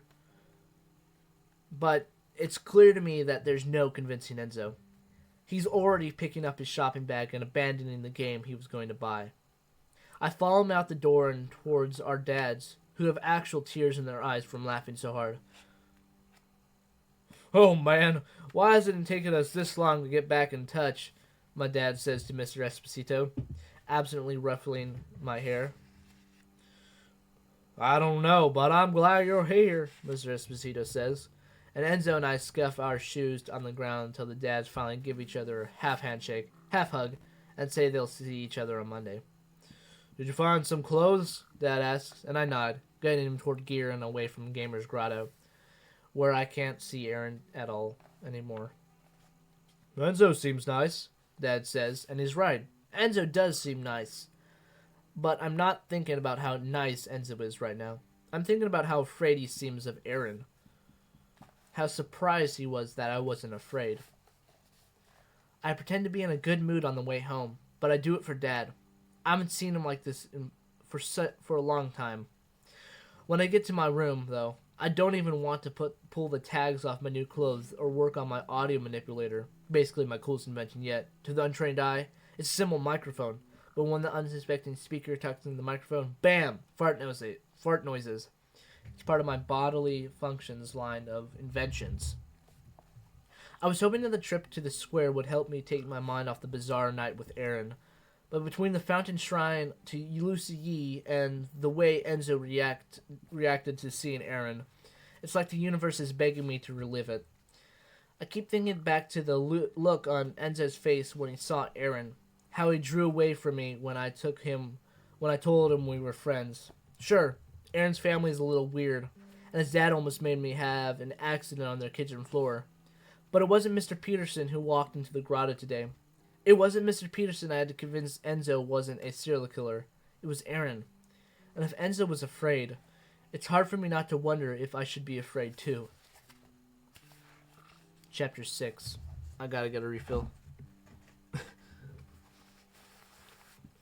Damn! Hour and 30 minutes. This is gonna be some fun editing, I tell you what. Ow, my butt hurts. Ow!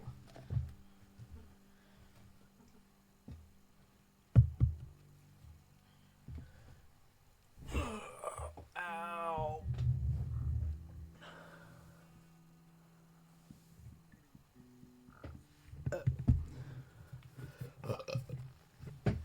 Okay.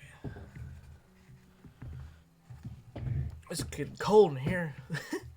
Chapter 6. Aaron and I are doing reconnaissance, which is a cooler way of saying we're doing research. That might make my scientist mother and journalist father proud if it were reconnaissance for science or journalism. But Aaron and I are doing research for my fart machine. Okay, walk me through it one more time, Aaron says. It's an audio-initiated voice manipulator program to distort the vocal reception based on tonal input. It's by far my most sophisticated machine to date, something I haven't had a lot of time to play with ever since Aaron and I started spending every walking minute picking locks at the factory. To be honest, it feels good to be sharing something with Aaron that I know how to do better than him. Aaron presses the top of his head like it hurts. "So, how does it work?" "I just told you," I say, trying not to get frustrated. "No, you just said a bunch of words and strung them together into a sentence. That doesn't mean you explained anything." "How do you know so much about locks and you can't follow the mechanics of an audio manipulator? How do you keep talking so much without making any sense?"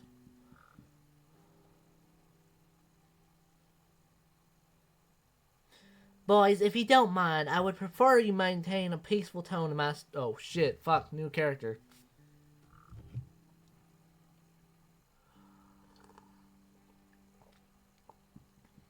Oh, no. Miss Tillman. That was the... No, I gotta do Penelope's voice for Miss Tillman. Because that was the thing in the article, right?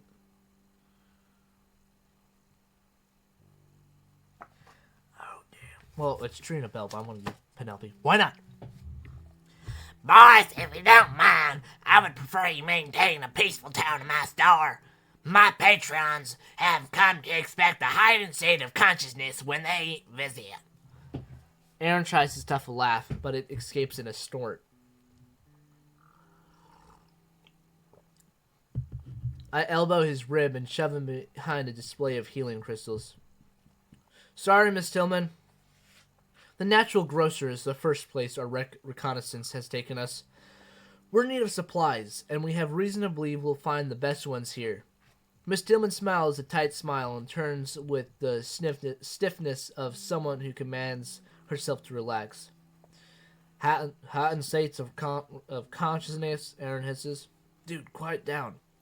The only heightened anything in here are her wackadoodle prices.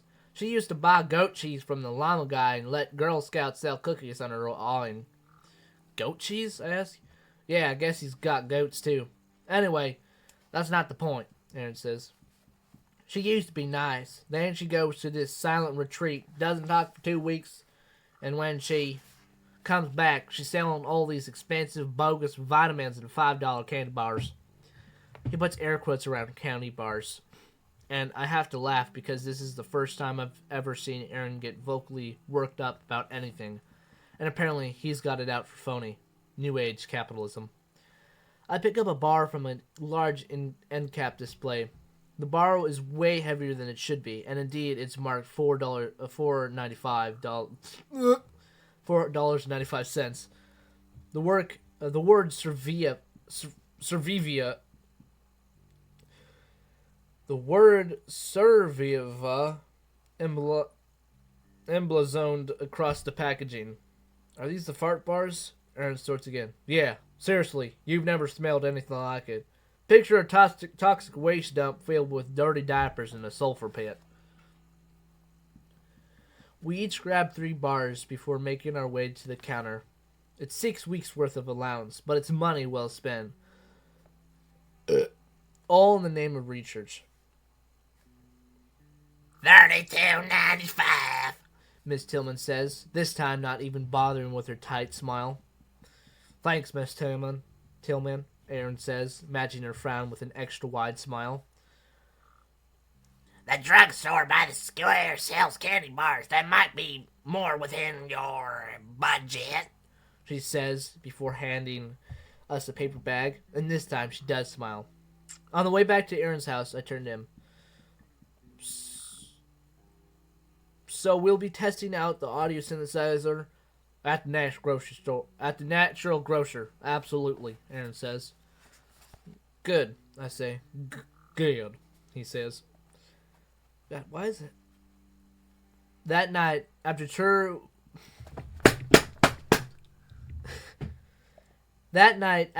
Serviva bars and Mom's famous cabbage rolls, I'm passing enough gas to rocket me to Mars. If only my audio synthesizer were complete, I'd be able to test it. But like a dummy, I left my power drill at Aaron's house, and besides, he's the only one with a recorder. Just then, like it can hear my thoughts, the high whir of a drill floats across the street from the direction of Aaron's house. Oh man, I grumble, stumbling towards the window. I'm gonna burn out the battery. I haven't unpacked my charger yet, and because I sort of ignored Mom's warning to label all my boxes, it's anybody's guess where or when it'll turn up.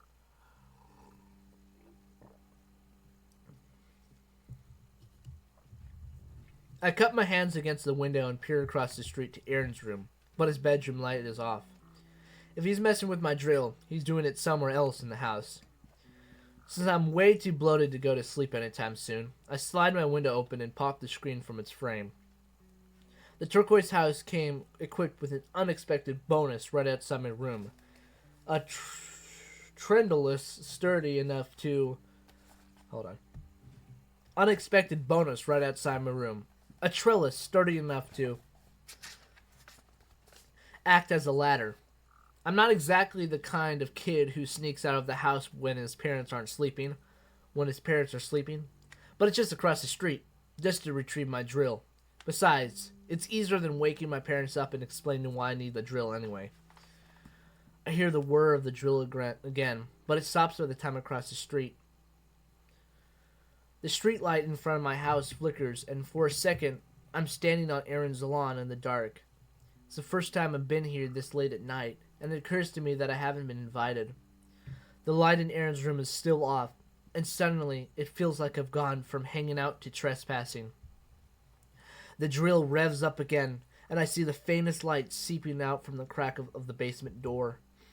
The street light flickers back on, and I find myself standing closer to the boarded-up basement door than I realized I was. I peer closer at the mirage of locks. Only what I see now that I'm closer is more unsettling than any lock. There are handprints all over the door, smears of black grease that creep around the edge of the door, half covered by the boards and bolts, some with tiny scratches at the tips of the fingertips. Fingerprints, like claw marks made by dragging fingernails. Suddenly the drill's motor cuts out, and the whir sputters, the telltale sign of a dying battery. Then a heavy footfall lands on the steps leading up from the basement, methodically making their way up the stairs, straight for the door. I bolt as fast as I can across the street, the street light clicking off just as I reach my house, and all at once I can't see the trellis against the wall. I hear the rattle of locks behind me, thumping against the heavy basement door as they're slowly unlocked. Groping through the vines in my front yard, I finally find a wooden slat and grab hold of it, wedging my foot in the one beside it before pulling myself up into the window. I reach the ledge of my windowsill just as the street light clicks on again. Just as I hear the basement door swing open behind me, I don't turn around. I fall through the open window and take cover on the floor, my heart pounding against the floorboards as I listen for movement across the street. Heavy footfalls thud against the grass, muffled in the humid, still night. The air is so dense, it feels like whoever is across the street is stealing my breath. The footsteps leave the grass and move to the sidewalk, closer, their soles cracking over the tiny pebbles on the asphalt. I squeeze my eyes shut and wait for whoever is outside my window to say something, to clamp on the trellis onto the trellis and climb into my room, to laugh, to do anything at all. Instead, the person with the heavy step stands perfectly still in the middle of the road, waiting. I don't know how much time passes, maybe a minute, maybe an hour. All I know is that just when I think I'm going to die of suffocation from all that thick air, the steps recede to the sidewalk, then to the lawn, then to the basement door, where the hinges creak to a close, and the lock secure whatever secret is worth locking up in Aaron's basement. I peer over the windowsill, and when I'm sure no one is still lying in wait in the middle of the street, I re-secure my screen and close my window. I lock the latch, but I wish I had a few more locks than that. It wasn't Aaron, I'm positive of that. Whoever wanted me to know they knew I was there. They had a much heavier step, a heavier frame. Bigger bones, I whisper, and a chill rattles my whole body. Because whatever Mr. Peterson is doing in his basement, he wants to be sure I know it's none of my business. There's no doubt in my mind. Tonight was a warning from my new friend's dad. And Mr. Peterson doesn't strike me as the type to warn someone twice.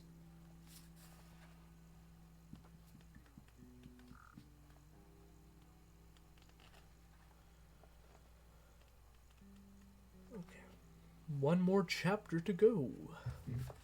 And we are currently an hour and 42 minutes into this video. Crazy. This is probably the longest video I've ever made. The rattle on my trellis wakes me from my restless sleep. It was the grocery store again, the cold metal grid of the cart against my bare legs, the towers of canned goods, the giant brown doors with their rubber stoppers on the ground.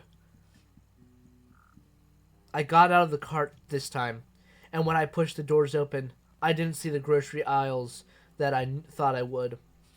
It was just endless tunnels in every direction, dark, winding passages leading to nowhere. I've never felt more afraid. I overheard my grandma once say to my mom, "Keep a leash on that wolf. He sees too much at night." For as much as I've always hated my nightmares, my grandma hated them more, which is strange because I never even told her about them. She always just knew. I wish my mom had figured out how to put that leash on me. Between the nightmare and the specter of Mr. Peterson still too close to ignore, I launch myself from my bed and head straight for the window, determined to face down whatever threat is right on the trellis. Except there's no one there. Must have been a cat, I tell myself. The neighborhood cats have taken to climbing the trellis lately. A fun new development to set my already frayed nerves on edge. I'm just about to go back to bed when I hear the crinkle of paper. I open the window and lift the screen from the frame, leaning as far as I can over my window without falling out. There, trapped between a rung of the trellis and the vines that weave through it, is a carefully folded piece of notebook paper. I tear out onto the trellis, still shaky from my dream, and my foot loses its grip on the slat just above the piece of paper. I catch myself, but barely, and I'm rewarded with a sharp scratch from a splintered adjacent rung. I grasp the note, holding it in my mouth until I've climbed back to my window and replaced the screen. 8:00 p.m. Llama Farm. 8:00 p.m. Llama Farm. Don't be late. I smile, even though my hands are still shaking from my climb, and my arm is burning with a new scrape, and my head is still swimming with visions of dark, endless tunnels.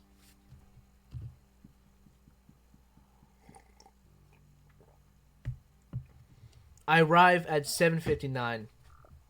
Aaron is already there, lying in wait, pick in hand.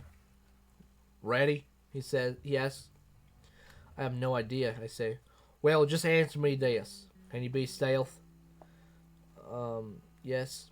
"I need a firm commitment here, Nikki." I've never seen Aaron more serious, which is why I can't keep myself from laughing. Dude, this is mission critical. Navy SEAL level action. I need to... Oh. Dude, this is mission critical. Navy SEAL level action.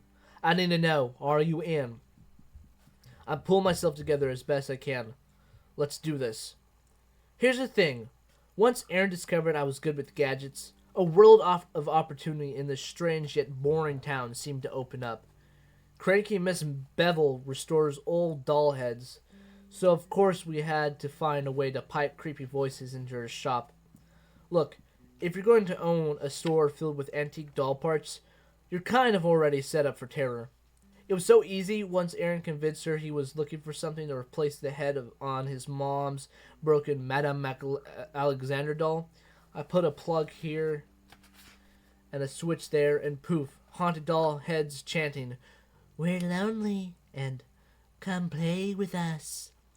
And Mr. Quinn lets his dog poop on Aaron's lawn practically every morning, and he never picks it up. Or all Aaron had to do was throw a ball into his backyard to get Mr. Quinn to step away from his mailbox for a few minutes. It was the perfect opportunity to test out my spring-loaded catapult in his mailbox. The weapon of choice, a nice soft ball of dog turd, was really just poetic justice. There's a picture. Anyways, as far as I can tell, Farmer Llama never did anything deserving of the Robin Hood level justice we've been doling out, so I'm not altogether certain what we're doing here. But Aaron is 100% dialed in, and he's not in place to be questioned at this second. Aaron spends half his time looking over his shoulder, even though I'm the lookout. "Just focus on the lock," I say. "Give me some space. Any closer, you'll be on my shoulders," he says. And holy aliens, Aaron is nervous. This is the first time I've ever seen him nervous during a prank. You know we're both going to be in so much trouble if we get caught, right? I say, wiping a bead of sweat from my hairline. Nope, he says. Not getting caught. Come on, you can't pull a prank on a llama farm without attracting attention. Llamas are too cute. Must llamas pay the consequences. It's just common sense, I ramble. Number one, he says. No one ever said anything about doing anything to the llamas. We're after something of more symbolic value. The llamas are off limits. Try the bump key, I say, and Aaron looks annoyed, but he tries it anyway. Number two, he continues. I thought you only answered to your space alien overlords. True, I concede. We are ruled by a race of distant space overlords who will one day rain down their fury upon us lowly earthlings. So I guess we might as well seize the day. I still don't get it, he says. I thought your family was Jewish. We are. So you guys believe that we're ruled by aliens?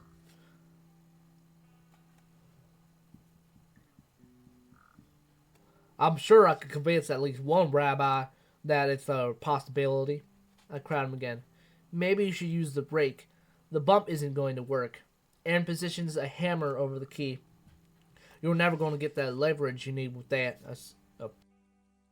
You're never going to get the leverage you need with that, I say. I don't need leverage, he says, when I've got torque. He takes a deep breath and brings the hammer down on the key. With a thud, the old padlock drops to the ground. Aaron smiles. By my count, that's 3 for me and 1 for you this week. Hey, as far as I can tell, you've got zero excuse for not being a master lockbreaker by now. You've got a house full of locks. Jeez, you could practice on that basement door outside your house and become a pro in a day if you weren't so lazy. Somewhere along the way, we must have stopped joking, though, because by the time I turned around, Aaron's face has turned to stone. What? I ask, a knot forming in my stomach. Nothing. Let's just get this over with, okay? He says, and I open the gate with far less joy than I felt a minute ago. The tension is short-lived, though. The enormity of our mission unfolds before us once we're in Farmer Llama's field. Aaron looks at me. Stealth, he whispers. I nod in response.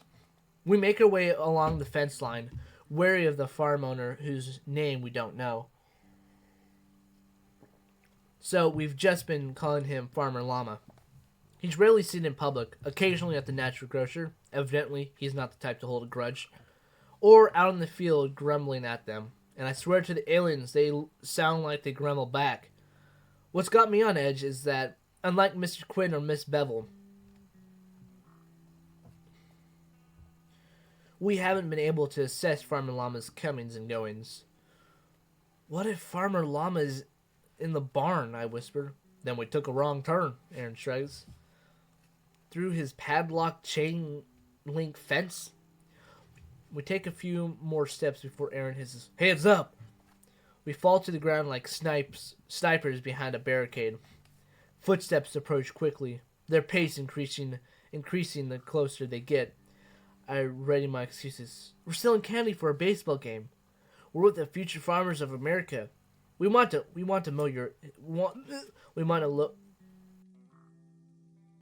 mow his lawn. This is it, I whimper. Mom, Dad, I love you.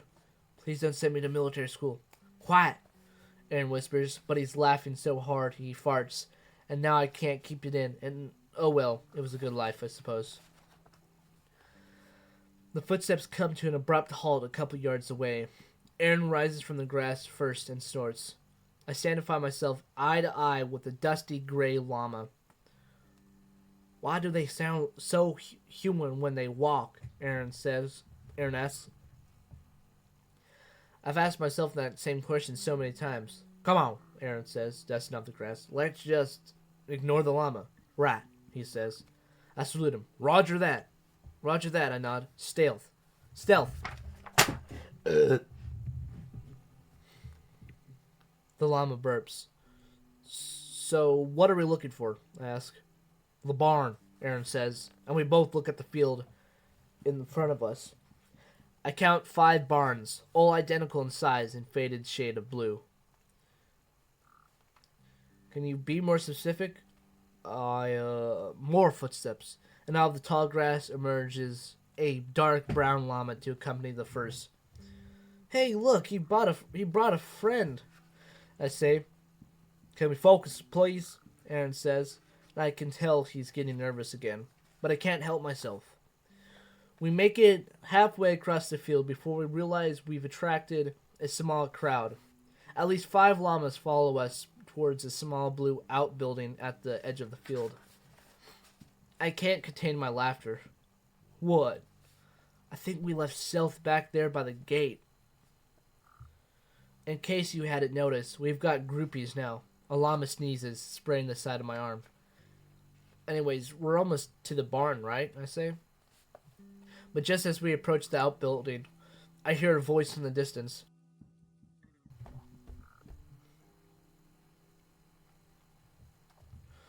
Maggie, Frank, what the dickens are y'all doing out there? At first, I think he's talking to us, but 2 of the llamas turn in his direction when they hear their voice. Shoot! Go, go, go! I drop to the ground and army crawl in the itchy grass towards the little blue building. Joey, Cindy, where the devil are you? I keep expecting people to pop out of the nearby buildings, but no. Clearly Maggie, Frankie, Joey, and Cindy are the llamas steadily chewing a path at our tail, giving away our location with every second they linger. Now or never, Nikki, Aaron whispers, and this time I can tell he's not goading me on. Whatever this stupid mess is, we're in it together. I crawl until my pants fill with dry grass, and in an act of awesome bravery, pointless idiocy, I leap to a stand and swing around the corner of an outbuilding. Aaron falls close behind. We stand there panting, backs against the clapboard wall of the barn, and all at once I see Aaron's eyes light up in the dark. What? I ask under my breath. That's it, he says, and his face breaks into a smile. I can't see what he's so happy about. It's just the inside of a barn wall. But whatever it is, it's what we came here for tonight. Seconds later, I hear heavy boots crush the overgrowth where we were just hiding. It's dinner time, a gravely voice says from so close by I can hear him wheeze. We go silent, not even daring to exhale. I squeeze my eyes shut, willing myself to be invisible. One of the llamas grunts. Now don't you take that tone with me, Farmer Llama says, and I elbow Aaron hard in the ribs while he bites his hand to keep from losing it. More shuffling in the grass, and finally one of the llamas offers a more agreeable sound. All right, that's more like it, he says, and his boots kick their way through the tall grass. One by one, his llamas follow their master, grumbling as they go. Once we're sure he's left the barn and we can't hear the llamas nearby, Aaron emerges from the barn first, signaling me to head through the stall to the area he was smiling at a minute ago. We stare down at it, a pile of identical tin signs stacked high in the corner of the barn. What did he even need this many for? Aaron asks. I look anxiously over my shoulder at the barn door. You sure he's not gonna miss it? Nicky, he's had like a million, he says. And I know he's right, even if what we're doing feels a little wrong. We keep off the main roads, snaking through the side roads and side yards, avoiding streetlights like kryptonite. The sign tucked under my arm as I bring up the rear while Aaron forges a safe path. Back at home that night, I scratch my belly raw. Little red bumps have begun to spring up, and I finally have to ask Mom where the cortisone cream is. What in God's name did you do to yourself? She gasps, reaching for the scratches as I yank my shirt down. Poison oak, I say, which is completely unsatisfactory. Poison oak? But it's only on your stomach. She side-eyes me. It's personal, okay? I invoke the ultimate excuse. The explanation that kills any adolescent inquiry dead. Mom backs away with her hands up. I don't want to know. It's my second victory of the day.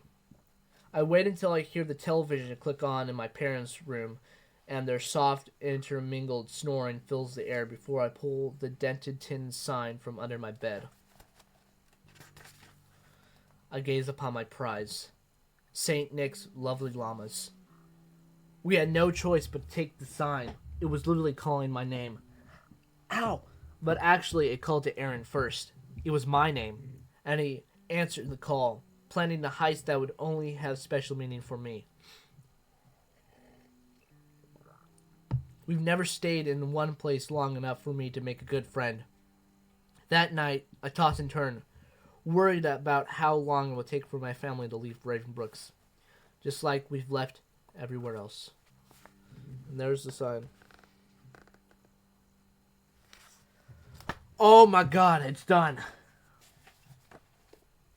I'm not reading 8 chapters. Okay, that was 7. So that was... hour and 59 minutes and 12 seconds. Thank you everybody so much for watching. Make sure to hit that subscribe button and notification bell so you're notified when future videos come out. Probably gonna take a while for me to make that next episode of that because I already hurt my voice too much. Ensemble Stars Part 2 might come out soon.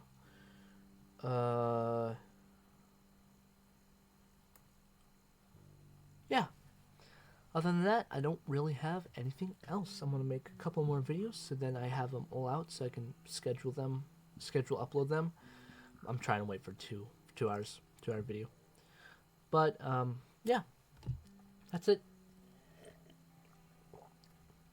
I love Hello Neighbor. It's amazing.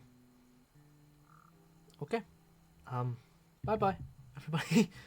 Damn, that was a long-ass video.